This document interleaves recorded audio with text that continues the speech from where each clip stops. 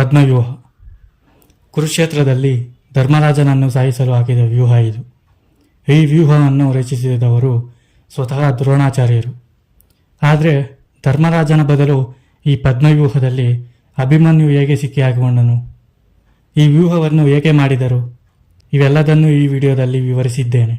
ಹಾಗಾಗಿ ಪೂರ್ತಿಯಾಗಿ ಈ ವಿಷಯವನ್ನು ತಿಳಿಯಲು ಈ ವಿಡಿಯೋವನ್ನು ಮಿಸ್ ಮಾಡದೆ ಪೂರ್ತಿಯಾಗಿ ನೋಡಿ. ಭೀಷ್ಮನ ಮರಣದ ನಂತರ ದ್ರೋಣಾಚಾರ್ಯರು ಕೌರವ ಸೇನೆಯ ಸೈನ್ಯಾಧಿಪತಿಯಾಗುತ್ತಾರೆ. ಅಭಿಮನ್ಯುವು ಯುದ್ಧಭೂಮಿಯಲ್ಲಿ ಮಿಂಚಿನಂತೆ ದಾಳಿ ಮಾಡುತ್ತಾ ಅಪಾರ ಶೌರ್ಯವನ್ನು ತೋರಿಸುತ್ತಾನೆ. ಆಗ ದುರ್ಯೋಧನನು ಪಾಂಡವರನ್ನು ಕೊಲ್ಲುವ ಮೊದಲು ಅಭಿಮನ್ಯುವನ್ನು ಕೊಲ್ಲಬೇಕು ಎಂದು ತೀರ್ಮಾನಿಸಿ ಒಂದು ಯೋಜನೆಯನ್ನು ರೂಪಿಸುತ್ತಾನೆ. ಅದೇ ಪದ್ಮವ್ಯೂಹ. ಪದ್ಮವ್ಯೂಹವನ್ನು ಭೇದಿಸುವ ಶಾಸ್ತ್ರ ಅರಿತವನು ಅರ್ಜುನ ಮತ್ತು ಅಭಿಮನ್ಯು ಮಾತ್ರ. ಪದ್ಮವ್ಯೂಹದೊಳಗೆ ಹೇಗೆ ಹೋಗಬೇಕು ಎಂಬುದು ಅಭಿಮನ್ಯುವಿಗೆ ಗೊತ್ತಿತ್ತು. ಆದರೆ ಪದ್ಮವ್ಯೂಹದಿಂದ ಹೊರಗೆ ಬರೋದು ಗೊತ್ತಿರಲಿಲ್ಲ. ಹೀಗಾಗಿ ಅರ್ಜುನನ ಗಮನವನ್ನು ಬೇರೆಡೆ ಮರಳಿಸಿದರೆ ಅಭಿಮನ್ಯು ವ್ಯೂಹದೊಳಗೆ ನುಗ್ಗುತ್ತಾನೆ. ಅಷ್ಟು ಹೊತ್ತಿಗೆ ಅವನನ್ನು ಕೊಲ್ಲಬಹುದು ಎಂದು ಕೌರವರು ಯೋಚಿಸುತ್ತಾರೆ. ಅರ್ಜುನನ ಗಮನವನ್ನು ಬೇರೆಡೆ ಮಾಡಲು ಸುಶರ್ಮನನ್ನು ಕಳಿಸುತ್ತಾರೆ. ಈ ಸುಶರ್ಮ ಯಾರು ಅಂದರೆ ಸಂಕ್ಷಪ್ತಕ ಸೇನೆಯ ರಾಜ ಇವನು. ಸುಶರ್ಮನು ಅರ್ಜುನನನ್ನು ನನ್ನ ಜೊತೆ ಹೋರಾಡು ಬಾ ಎಂದು ಕರೆಯುತ್ತಾನೆ. ಆದರೆ ಅರ್ಜುನನು ಧರ್ಮರಾಜನ ಜೊತೆಗೇ ಇರುತ್ತಾನೆ. ಏಕೆಂದರೆ ದ್ರೋಣಾಚಾರ್ಯ, ದುರ್ಯೋಧನ ಮತ್ತು ಇತರರು ಮೊದಲು ಧರ್ಮರಾಜನನ್ನು ಕೊಲ್ಲುವ ಪ್ಲಾನ್ ಹಾಕಿದ್ದರು. ಹೀಗಾಗಿ ಅರ್ಜುನನನ್ನು ಬೇರೆಡೆ ಕಳುಹಿಸಿದರೆ ಧರ್ಮರಾಜನೊಂದಿಗೆ ಯುದ್ಧವನ್ನು ಗೆಲ್ಲಬಹುದೆಂದು ಭಾವಿಸುತ್ತಾರೆ. ಆದರೆ ಅರ್ಜುನನು ಧರ್ಮರಾಜನ ಜೊತೆಗೇ ಇರುತ್ತಾನೆ. ಧರ್ಮವನ್ನು ರಕ್ಷಿಸಬೇಕೆಂಬ ಧೈರ್ಯದಿಂದ ಯಾರೇನೇ ಅಂದರೂ ಅವರೊಂದಿಗೆ ಹೋರಾಡಲು ಹೋಗದೆ ಧರ್ಮರಾಜನ ಪಕ್ಕದಲ್ಲೇ ಇರುತ್ತಾನೆ. ಇದನ್ನು ನೋಡಿ ಸುಶರ್ಮ, ನೀನು ನನಗೆ ಭಯಪಡುತ್ತಿದ್ದೀಯಾ ಎಂದು ಅರ್ಜುನನನ್ನು ತಿರಸ್ಕರಿಸುತ್ತಾನೆ. ಇದಕ್ಕೆ ಧರ್ಮರಾಜನು, ನಿನ್ನ ಶೌರ್ಯವೇನು ಎಂಬುದು ತೋರಿಸು ಎಂದು ಹೇಳಿ ಅರ್ಜುನನನ್ನು ಅಲ್ಲಿಂದ ಕಳುಹಿಸುತ್ತಾನೆ. ಆದ್ದರಿಂದ ಕೃಷ್ಣ ಮತ್ತು ಅರ್ಜುನ ಸೇನೆಯನ್ನು ಎದುರಿಸಲು ಹೊರಡುತ್ತಾರೆ. ಹೀಗಾಗಿ ಅಭಿಮನ್ಯು ಬರಬೇಕಾಗುತ್ತದೆ. ಇದು ಕೌರವರ ಯೋಜನೆಯ ಒಂದು ಭಾಗವಾಗಿತ್ತು.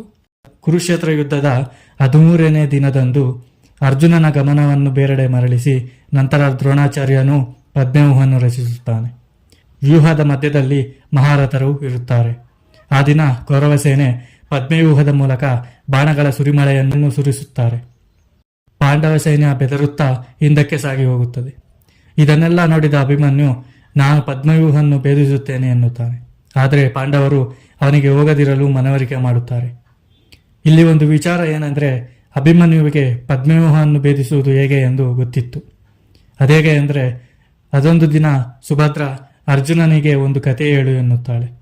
ಅದಕ್ಕೆ ಅರ್ಜುನ, ನನಗೆ ಕಥೆಗಳು ಗೊತ್ತಿಲ್ಲ, ಆದರೆ ನಾನು ನಿನಗೆ ಯುದ್ಧದ ಬಗ್ಗೆ ಹೇಳುತ್ತೇನೆ ಎಂದು ಪದ್ಮವ್ಯೂಹದ ಬಗ್ಗೆ ಹೇಳಲು ಆರಂಭಿಸುತ್ತಾನೆ. ಅರ್ಜುನನು ಪದ್ಮವ್ಯೂಹದ ಬಗ್ಗೆ ವಿವರಿಸುತ್ತಿರುವಾಗ ಮಧ್ಯದಲ್ಲಿ ಸುಭದ್ರ ನಿದ್ರಿಸುತ್ತಾಳೆ. ಅಂದರೆ ವ್ಯೂಹದೊಳಗೆ ನುಗ್ಗುವ ವಿಧಾನವರೆಗೆ ಮಾತ್ರ ಕೇಳುತ್ತಾಳೆ, ನಂತರ ನಿದ್ರಿಸುತ್ತಾಳೆ. ಈ ರೀತಿ ಸುಭದ್ರ ನಿದ್ರೆ ಮಾಡಲು ಶ್ರೀಕೃಷ್ಣನೇ ಕಾರಣ. ಇದರ ಬಗ್ಗೆ ವಿಡಿಯೋ ಕೊನೆಯಲ್ಲಿ ಹೇಳ್ತೀನಿ. ಹಾಗಾಗಿ ಅರ್ಜುನನು ಹೇಳಿದ ಕಥೆಯಿಂದಾಗಿ ಪದ್ಮವ್ಯೂಹದೊಳಗೆ ಹೇಗೆ ಪ್ರವೇಶಿಸಬೇಕೆಂದು ಅಭಿಮನ್ಯುವಿಗೆ ಗೊತ್ತಿತ್ತು. ಹೀಗಾಗಿ ಪಾಂಡವರು ಒಪ್ಪದೇ ಇದ್ದರೂ ಅಭಿಮನ್ಯುವು ಹೋಗಲೇಬೇಕು ಎಂದು ನಿಶ್ಚಯಿಸುತ್ತಾನೆ. ಅಭಿಮನ್ಯುವು, ನಾನು ತೆರಳಲೇಬೇಕು, ಇಲ್ಲದಿದ್ದರೆ ನಮ್ಮ ಸೈನ್ಯ ಸಂಪೂರ್ಣವಾಗಿ ನಾಶವಾಗುತ್ತದೆ ಎನ್ನುತ್ತಾನೆ. ನಾನು ಹೋಗಿ ನಿಮಗೆ ದಾರಿ ತೆರೆದುಕೊಡುವೆನು ಎನ್ನುತ್ತಾನೆ. ನಾನು ಹೋಗುವ ದಾರಿಯಲ್ಲಿಯೇ ನೀವೆಲ್ಲರೂ ಬನ್ನಿ ಎಂದು ಹೇಳುತ್ತಾನೆ. ನಂತರ ಎಲ್ಲರೂ ಒಪ್ಪುತ್ತಾರೆ. ಕತೆ ಮುಂದುವರಿಸುವ ಮೊದಲು ದಯವಿಟ್ಟು ಈ ವಿಡಿಯೋವನ್ನು ಲೈಕ್ ಮಾಡಿ. ನಂತರ ಅಭಿಮನ್ಯು ವ್ಯೂಹದೊಳಗೆ ಪ್ರವೇಶಿಸುತ್ತಾನೆ. ಆದರೆ ಅವನ ಹಿಂದೆ ಬರುವ ಪಾಂಡವರು ಒಳಗೆ ಪ್ರವೇಶಿಸೋಕೆ ಸಾಧ್ಯವಾಗುವುದಿಲ್ಲ. ಏಕೆಂದರೆ ಅವರನ್ನು ಜಯದ್ರಥನು ತಡೆದು ನಿಲ್ಲಿಸುತ್ತಾನೆ. ನಿಮಗೆ ಅನಿಸಬಹುದು, ಹೇಗೆ ಒಬ್ಬ ವ್ಯಕ್ತಿ 4 ಪಾಂಡವರನ್ನು ತಡೆಯುತ್ತಾನೆ ಎಂದು. ಜಯದ್ರಥನು ಮಹಾಶಿವನಿಗೆ ಕಠಿಣ ತಪಸ್ಸು ಮಾಡಿ ಒಂದು ವರವನ್ನು ಪಡೆದಿರುತ್ತಾನೆ. ಆ ವರದ ಪ್ರಕಾರ ಆ ದಿನ ಅರ್ಜುನನನ್ನು ಹೊರತುಪಡಿಸಿ ಯಾವ ಪಾಂಡವರು ಸಹ ಅವನನ್ನು ತಡೆಯಲಾಗದು ಎಂದು. ಇದು ಜಯದ್ರಥನ ಯುದ್ಧದಲ್ಲಿ ಭಾಗವಹಿಸುವುದು ಸಹ ಈ ಯೋಜನೆಯ ಭಾಗವಾಗಿತ್ತು. ಜಯದ್ರಥನಿಗೆ ಅರ್ಜುನನ ಮೇಲೆಯೂ ಪಾಂಡವರ ಮೇಲೆಯೂ ತೀವ್ರ ಕೋಪವಿತ್ತು. ಹೀಗಾಗಿ ಜಯದ್ರಥನು ಪಾಂಡವರನ್ನು ತಡೆಯುವವನಾಗುತ್ತಾನೆ. ಇದನ್ನು ನೋಡಿದ ಅಭಿಮನ್ಯು ತನ್ನ ಉಸಿರಿರುವ ತನಕ ಯುದ್ಧ ಮಾಡುತ್ತೇನೆ ಎಂದು ತೀರ್ಮಾನಿಸುತ್ತಾನೆ. ವ್ಯೂಹದಲ್ಲಿ ಕಂಪಿಸುತ್ತಾನೆ. ಅಭಿಮನ್ಯುವಿನ ಬಾಣಗಳ ಸುರಿಮಳೆಯ ಮುಂದೆ ಕೌರವ ಸೇನೆ ನಿಲ್ಲಲಾಗದು. ಅವನು ವ್ಯೂಹದೊಳಗಿನ ಮಹಾರಥರ ಬಳಿಗೆ ತಲುಪುತ್ತಾನೆ. ಅವರೊಂದಿಗೆ ಭಾರಿ ಯುದ್ಧ ಮಾಡುತ್ತಾನೆ. ಅಲ್ಲಿ ದ್ರೋಣಾಚಾರ್ಯ, ದುರ್ಯೋಧನ, ಕೃಪಾಚಾರ್ಯ ಮತ್ತು ಇನ್ನೂ ಅನೇಕ ಯೋಧರು ಇದ್ದರು. ಆದರೂ ಸಹ ಯಾರಿಂದಲೂ ಅವನನ್ನು ಸೋಲಿಸಲಾಗುವುದಿಲ್ಲ. ಆದರೆ ದುರ್ಯೋಧನನ ಮಗ ಮಾತ್ರ ಅಭಿಮನ್ಯುನೊಂದಿಗೆ ಕೆಲ ಕಾಲ ಯುದ್ಧ ಮಾಡುತ್ತಾನೆ. ಅಭಿಮನ್ಯು ಎಷ್ಟು ಶಕ್ತಿಯಿಂದ ಯುದ್ಧ ಮಾಡುತ್ತಾನೆಂದರೆ ಯಾರೂ ಸಹ ಅವನ ಮುಂದೆ ನಿಂತುಕೊಳ್ಳಲಾಗದು. ಇದನ್ನು ಕಂಡ ದ್ರೋಣಾಚಾರ್ಯರು ಅವನ ಮೇಲೆ ಬಾಣದ ಮಳೆಯನ್ನೇ ಸುರಿಸಲು ಹೇಳುತ್ತಾರೆ. ಆಗ ಅವನಿಗೆ ಗಂಭೀರ ಗಾಯಗೊಳಿಸುತ್ತಾರೆ. ನಂತರ ಕರ್ಣನು ಅಧರ್ಮದಿಂದ ಅಭಿಮನ್ಯುವ ಧನಸ್ಸನ್ನು ತನ್ನ ಬಾಣ ಬಿಟ್ಟು ಮುರಿಯುತ್ತಾನೆ. ನಂತರ ಅವನ ಕೈಯಲ್ಲಿ ಯಾವ ಆಯುಧವೂ ಇರಲಿಲ್ಲ. ಆದರೂ ಸಹ ಅಭಿಮನ್ಯು ಶರಣಾಗದೆ ತನ್ನ ಬಳಿ ಇದ್ದ ರಥಚಕ್ರವನ್ನು ತೆಗೆದುಕೊಂಡು ಯುದ್ಧ ಮಾಡುತ್ತಾನೆ. ಕೊನೆಗೆ ಅವನನ್ನು ಕೊಲ್ಲುತ್ತಾರೆ. ಅರ್ಜುನನು ಮತ್ತು ಶ್ರೀಕೃಷ್ಣನು ಸಂಜೆ ಸಮಯದಲ್ಲಿ ಬರುತ್ತಾರೆ. ಅಭಿಮನ್ಯುವನ್ನು ಕಾಣುವ ವೇಳೆಗೆ ಅವನು ಮರಣವನ್ನಾಗಲೇ ಹೊಂದಿದ್ದನು. ಅರ್ಜುನನಿಗೆ ಭಾರಿ ಶೋಕವಾಗುತ್ತದೆ.